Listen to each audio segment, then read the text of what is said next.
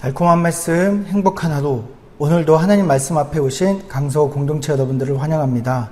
오늘 우리가 볼 하나님 말씀은 베드로전서 4장 1절에서 11절까지 말씀입니다. 그리스도께서 이미 육체의 고난을 받으셨으니 너희도 같은 마음으로 갑옷을 삼으라. 이는 육체의 고난을 받는 자는 죄를 그쳤음이니 그 후로는 다시 사람의 정욕을 따르지 않고 하나님의 뜻을 따라 육체의 남은 때를 살게 하려 함이라.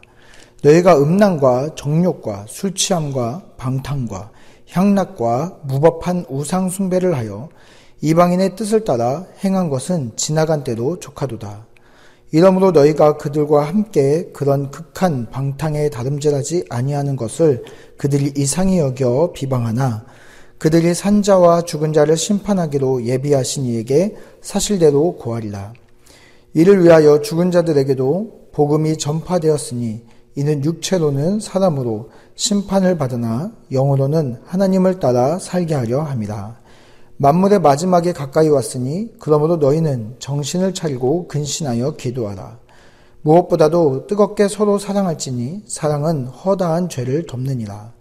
서로 대접하기를 원망 없이 하고 각각 은사를 받은 대로 하나님의 여러 가지 은혜를 맡은 선한 청지기같이 서로 봉사하라.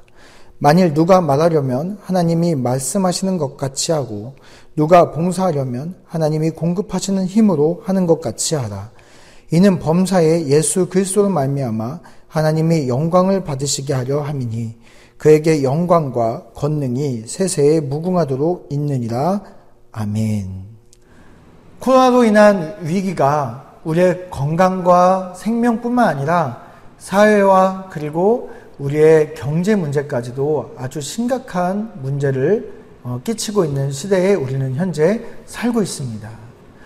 이런 고난 가운데 그리고 위기 가운데 살고 있는 그리스도인들이 어떻게 살아야 되는가에 대해서 베드로전서는 아주 분명하게 우리의 삶에 대해서 이야기하고 있습니다. 오늘 말씀 1절에 보면 이렇게 되어 있습니다. 그리스도께서 이미 육체의 고난을 받으셨으니 너희도 같은 마음으로 갑옷을 삼으라. 이는 육체의 고난을 받는 자는 죄를 그쳤음이니. 여기 보면 너희도 라고 되어 있습니다. 우리도 예수님처럼 살아야 된다는 이야기죠. 우리가 예수님처럼 산다는 이야기는 많이 들었습니다.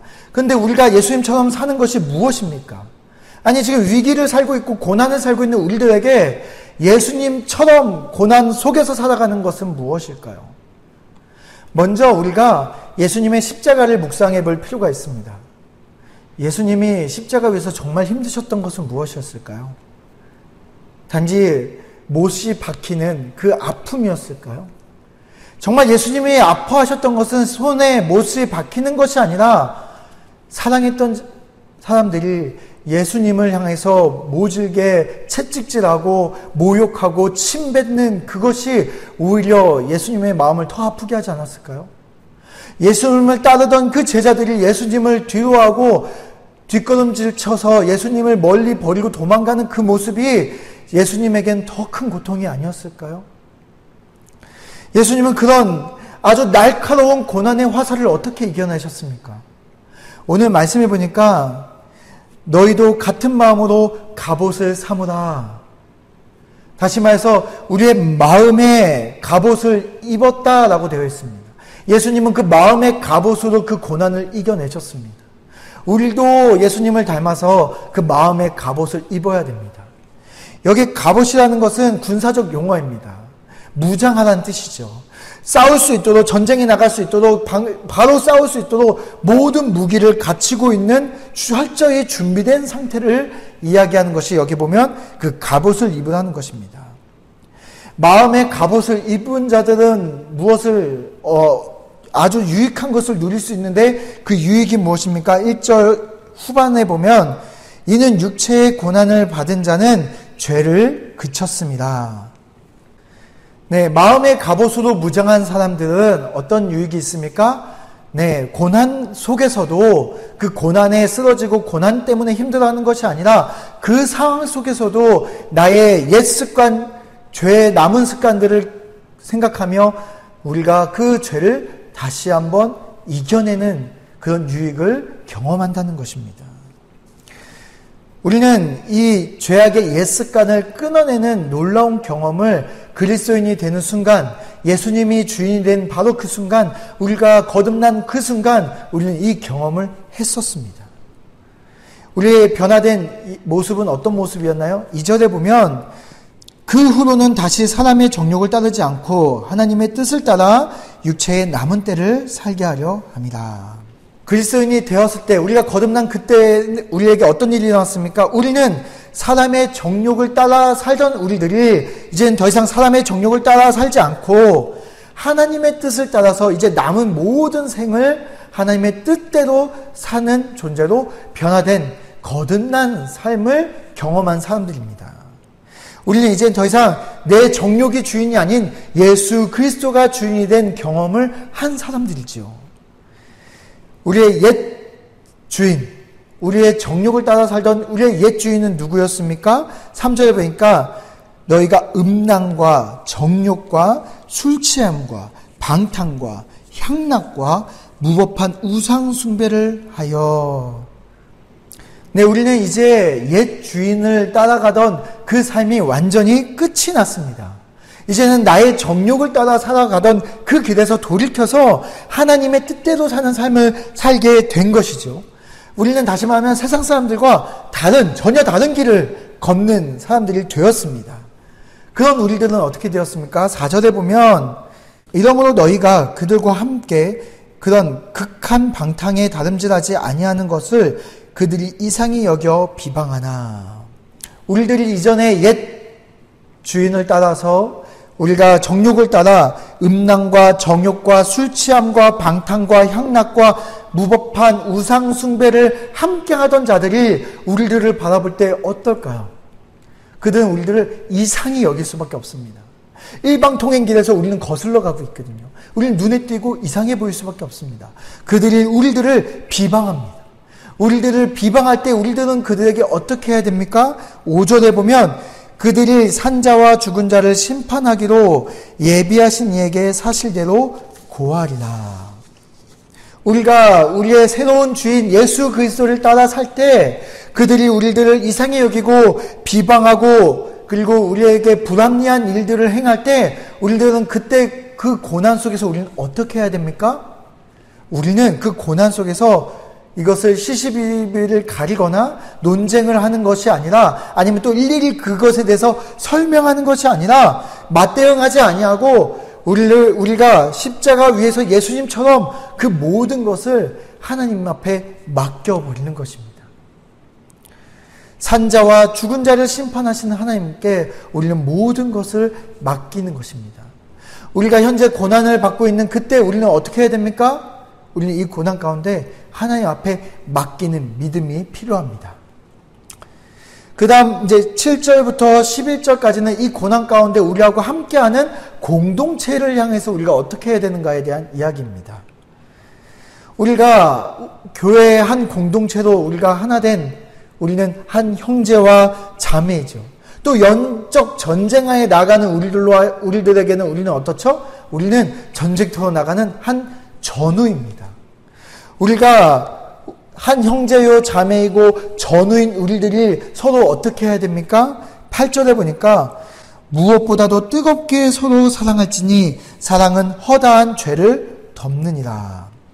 무엇보다도 뜨겁게 서로 사랑할지니, 여기 그 뜨겁게라는 표현은 운동선수들이 인내하며 땀 흘리며 훈련하고 하는 그런 강력한 활동을 이야기하는 것이 여기 뜨겁게라는 표현입니다. 우리가 그렇게 뜨겁게 우리의 전우이자 우리의 형제 자매인 우리 공동체를 서로 사랑해야 됩니다. 우리가 고난 가운데 우리끼리 싸울 수는 없죠. 외부적인 고난이 있을 때 우리는 무엇보다도 서로 하나 되어 사랑할 필요가 있다는 이야기입니다. 두 가지 사랑에 대한 이야기를 하는데요. 우리가 어떻게 사랑할까요? 첫 번째는 여기 8절 하반절에 보면 사랑은 허다한 죄를 덮느니라. 첫 번째 사랑은 허다한 죄를 덮는 사랑입니다. 다시 말해서 사랑은 용서하는 것입니다. 언제든지 기꺼이 용서하는 것이죠. 또한 언제든지 기꺼이 용서할 준비가 되어 있는 겁니다.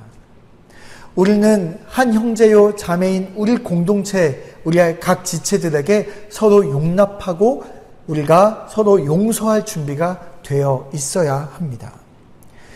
또한 7절은 그 사랑이 어떻게 해야 가능한지에 대한 이야기를 먼저 하는 것입니다.